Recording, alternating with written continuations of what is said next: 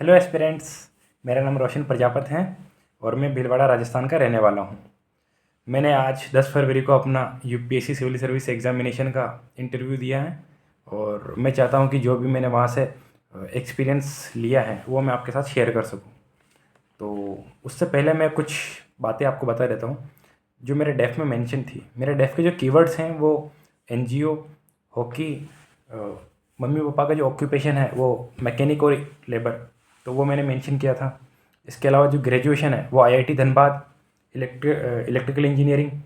इसके अलावा जो हॉबीज़ हैं उसमें मैंने डाला था कि रनिंग, जिमिंग और टीचिंग। और जो प्लेसेस जहाँ से मैं लिंक करता हूँ वो कहीं ना कहीं भीलवाड़ा और राजस्थान, और जो ग्रेजुएशन का जो है वो धनबाद और झारखंड हो जाता है। ठीक है, तो मैं वहाँ से एक्सपेक्ट कर सकता हूँ कि हाँ, यहाँ से मेरे से क्वेश्चन पूछे जा सकते हैं। ठीक है, स्टार्ट करते हैं। मेरा जो बोर्ड था वो स्मिता नागराजन मैम का था। तो मैं बाहर बैठा था। मैंने सोचा कि हाँ चलो यार, अच्छे मूड से एंट्री ली जाए, चलो थोड़ा खुश होकर एंट्री ली जाए। तो मैं अंदर गया और अंदर जाने के बाद मैं चेयर जो हमारे चेयर वुमेन थे उनको विश किया मैंने। और फिर जो अदर जो मेंबर्स थे उन सबको विश किया। सबसे पहले आपको जो चेयर वुमेन है उनको विश करना है, और चेयरमैन या चेयर वुमेन जो भी हो उनको विश करना है, और फिर अदर मेंबर्स को। ठीक है। और फिर मैम ने बोला कि बैठिए, तो मैं बैठ गया। और फिर मैम ने बोला कि आप खुश लग रहे हो। मैंने मैम को बोला कि जी मैम मैं खुश हूँ। तो मैम ने बोला कि गुड गुड। और फिर मैम ने बोला कि हाँ, फिर मैम ने मतलब क्वेश्चन पूछना स्टार्ट किए। सबसे पहले तो मैम ने पूछा कि आप क्या कर रहे हो आजकल, तो मैंने बताया। इसके बाद फिर दूसरा क्वेश्चन, चूँकि जो एनजीओ हैं वो कहीं ना कहीं मेरे डेफ से रिलेटेड है। मैंने एनजीओ में एज ए टीचर वॉलेंटियर किया था। तो मैम ने एनजीओ के ऊपर सवाल किए जो कि मैं मान सकता हूँ कि हाँ डेफ से थे। मैम ने ये पूछा कि अच्छा आप कौन से एनजीओ में आप पढ़ाते हो। एनजीओ का नाम बताया मैंने। पूछा कि इनके हेड कौन है, और बोलते हैं कि ये रजिस्टर्ड है या नहीं है, और रजिस्टर्ड है तो किस एक्ट के अंडर में रजिस्टर्ड है। फिर उन्होंने ये पूछा कि ये जो एनजीओज़ हैं वो क्या करते हैं। मतलब कुछ कुछ एनजीओज़ हैं जो money irregularity, money laundering, terror funding, इनमें क्या है वो थोड़ा इन्वॉल्व रहते हैं। तो मैम ने ये पूछा कि क्या आपको नहीं लगता कि इनको बैन कर देना चाहिए। तो इसके ऊपर मेरा ओपिनियन जाना था। इसके बाद में मैम ने ये बोला कि अच्छा किस किस सेक्टर में एनजीओज़ का काम आता है, किस किस सेक्टर में काम करता है। तो मैंने बोला कि हेल्थ, एजुकेशन, इनमें इनका काफ़ी योगदान है। तो फिर मैम ने पूछा कि अच्छा एग्जांपल दो। तो एग्जांपल दिए।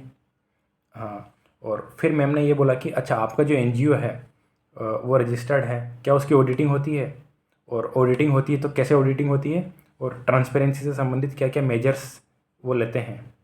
तो ये पूछा था उन्होंने। फिर ये पूछा था कि क्या वो फॉरेन फंडिंग भी लेते हैं। तो मैंने मना कर दिया कि चूँकि नहीं लेता, तो मैंने मना कर दिया था। ठीक है।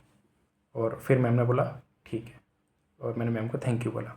फिर जो दूसरे मेंबर हैं, तो दूसरे मेंबर के पास मैम ने इशारा किया, अच्छा अब आप पूछिए। तो दूसरे जो मैम थे, जो मेंबर थे वो एक मैम थे। तो मैम ने क्वेश्चन पूछना स्टार्ट किए। तो मैम ने सबसे पहले तो ये पूछा था कि संसदीय विशेषाधिकार क्या होता है, वो उससे उससे पूछा था। और फिर मैंने उसको डिफ़ाइन किया था। फिर मैम ने ये पूछा था कि क्या प्रेसिडेंट के भी कुछ विशेषाधिकार होते हैं। तो मैंने हाँ बोला था, सीधी सी बात है। और इसके बाद मैम ने ये पूछा था कि कंटेम्प्ट ऑफ कोर्ट क्या होता है।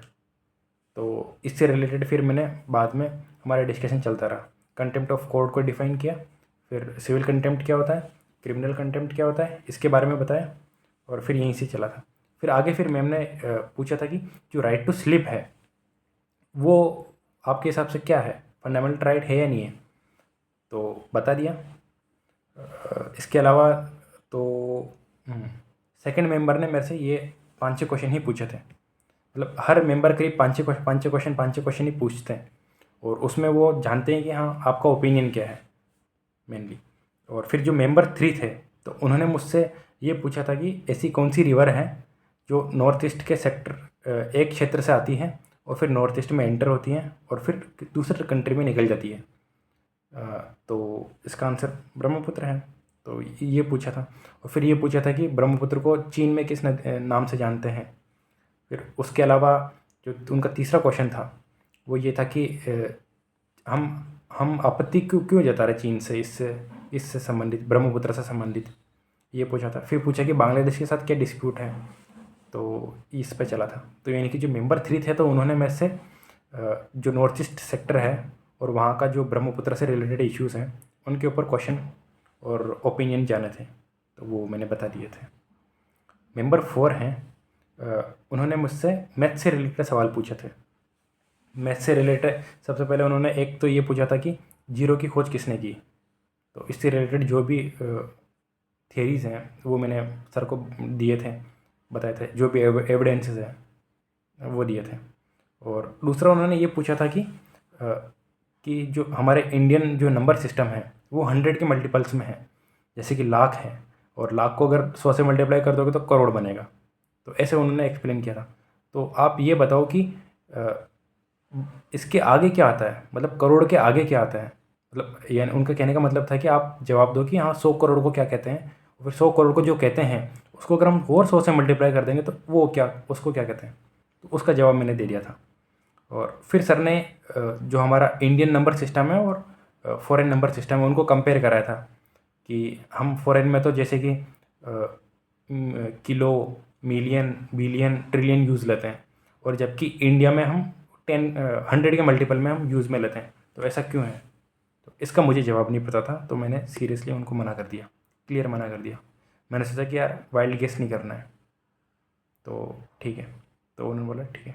और फिर उन्होंने एक केस स्टडी दिया था मेरे को, एक सिचुएशन बेस्ड क्वेश्चन था उनका जो इलीगल माइनिंग से रिलेटेड था। ये पूछा कि आप एक मान लो कि आप धनबाद में ही हो और एक कोई ट्रक है वो कोयले से भरा हुआ है, और वो जाता है ट्रक, और फिर जो चालक हैं वो क्या करते हैं कि कुछ कोयला निकाल लेते हैं और फिर उसकी जगह वो पानी डाल लेते हैं और कोयलों को गीला कर देते हैं। तो आप इस समस्या से मतलब कैसे निपटेंगे, तो ये उन्होंने पूछा था।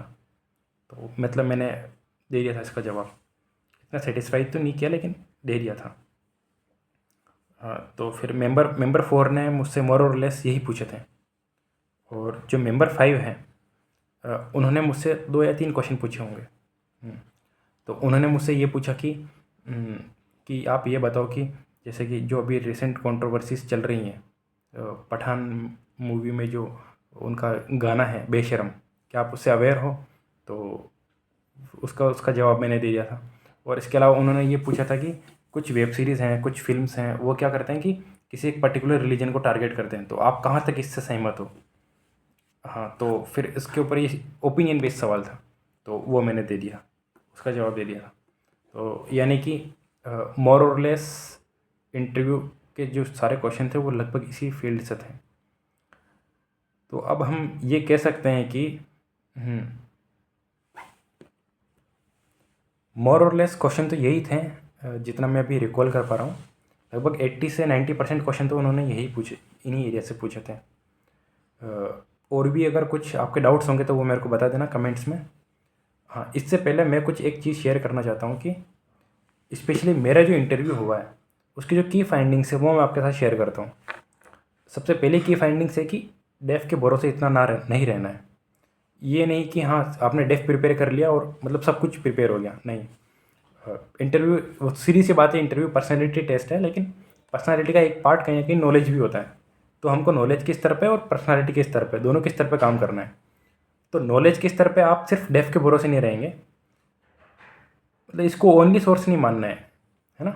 तो चूंकि मेरा जो इंटरव्यू है जितना मैं रिकॉल कर पा रहा हूँ लगभग 25% या 20% डेफ पे चला है और बाकी सब अदर मैटर्स पे चला है।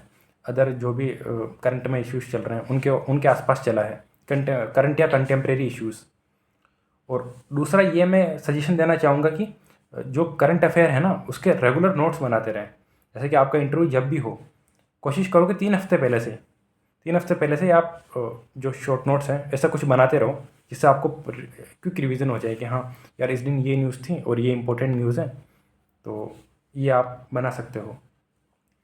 तीसरा ये है कि ओपिनियन बेस्ड जो सवाल है ना उनमें आप थोड़ा सोच के आंसर दें, थोड़ा लेट दें, 5 सेकंड 10 सेकंड सोच लें, टाइम मांग लो उनसे कि सर मैं थोड़ा सोचना चाहता हूँ, और तब आंसर दें। तब क्या है, आंसर में थोड़ी मेच्योरिटी लगेगी। और ओपिनियन बेस्ड सवालों में 2-3 चीज़ें ध्यान रखनी है। पहला तो ये है कि वो कॉन्स्टिट्यूशनली वैलिड होना चाहिए। आपने मान लो कोई ओपिनियन दिया और वो अगर कॉन्स्टिट्यूशनली इनवैलिड है तो आप वहीं से आपका फिर नेगेटिव इम्पैक्ट पड़ना स्टार्ट हो जाएगा। दूसरा है लॉज के अगेंस्ट में नहीं होना चाहिए। और तीसरा है कि अगर उसके ऊपर सुप्रीम कोर्ट ने कुछ बोला है ना, तो आप अपने आंसर में उस चीज़ को भी ऐड कर दीजिए। मान लो कि किसी एक पर्टिकुलर कोई सोशल इश्यूज़ है, मान लो हिजाब वगैरह के अगर ऊपर कुछ क्वेश्चन आता है और उस पर नहीं, आपको नहीं पता कि हाँ स्टैंड क्या लेना है, तो जो सुप्रीम कोर्ट या हाई कोर्ट ने जो भी, कर्नाटका हाई कोर्ट ने जो भी बोला है ना, तो आप उसको बोल दो कि हाँ चलो कि सर ये हो सकता है या ये हो सकता है, और अपनी बात को वैलिडेट करने के लिए आप बाद में ये बोल सकते हैं कर्नाटका हाई कोर्ट ने भी यही बोला है। हाँ, और चौथा ये कि आप इलॉजिकल कुछ भी मत बोलना है, फालतू नहीं कि हाँ आप सिर्फ बोले जा रहे हो, मतलब आपको समझ में नहीं आ रहा, आप सिर्फ इसलिए बोल रहे हो क्योंकि आपको बस आंसर देना है। तो नहीं, इलॉजिकली नहीं बोलना है। आपको लगता है कि आपका आंसर 2 लाइन या 3 लाइन में ख़त्म हो गया है तो वहीं पे एंड कर दो। और पांचवी बात यह है कि गवर्नमेंट का जो भी स्कीम्स है, इनिशिएटिव्स है, उसको एकदम से मना नहीं करना है। आपको लगे कि हाँ इसमें कुछ सुधार हो सकता है तो ये बोलो कि हाँ जी मैम इसमें कुछ सुधार हो सकता है, कुछ सुधार के स्तर पर प्रयास किए जा सकते हैं, ये चीज़ आप बोल सकते हो। ऐसे नहीं कि सरकार की ये स्कीम है एकदम ख़राब है, मतलब किसी काम की नहीं है स्कीम और उसके नेगेटिव इम्पैक्ट ज़्यादा है, तो ऐसा कुछ। फॉर एग्जांपल मान लो कि पूछ ले कि डिमोनेटाइजेशन सक्सेसफुल है या नहीं है, तो ये कभी नहीं बोलना कि डिमोनेटाइजेशन एकदम अनसक्सेसफुल है। नहीं, ये सक्सेसफुल है, पार्शियली सक्सेसफुल है। और आप अपने फिर अगेंस्ट आपके जो भी फेवर में है वो आप बोल सकते हो कि हाँ मैम ये चीज़ें हैं। और पांचवा ये है कि आपका आंसर पूरा हो गया है और जो आगे से जो सर हैं वो क्वेश्चन पूछने वाले हैं, तो इसके बीच का जो टाइम होता है ना, ऐसा नहीं कि आप टाइम को यूटिलाइज़ करने के लिए आप खुद बोले जा रहे हो, नहीं, आपका आंसर हो गया, चुप हो जाओ, ठीक है। उस सिर्फ टाइम को फिल करने के लिए ज़रूरी नहीं कि आप बोलना कंटिन्यू रखें, आप चुप हो जाओ, आपका आंसर हो गया, आप चुप हो जाओ। अब उनका टर्न नहीं कि हाँ वो क्वेश्चन पूछेंगे, वो 10 सेकंड 20 सेकंड ले सकते हैं, इतना आप उम्मीद कर सकते हो, ठीक है। तो ये मेरी कुछ की फाइंडिंग्स थी है। और जो भी आपको लगे कि हाँ आपके कुछ पर्टिकुलर डाउट्स हो सकते हैं तो वो आप नीचे कमेंट में लिख देना। जितना हो सकेगा मैं उनका क्विक रेजोल्यूशन प्रस्तुत करने का प्रयास करूँगा। और ऑल द बेस्ट इंटरव्यू के लिए।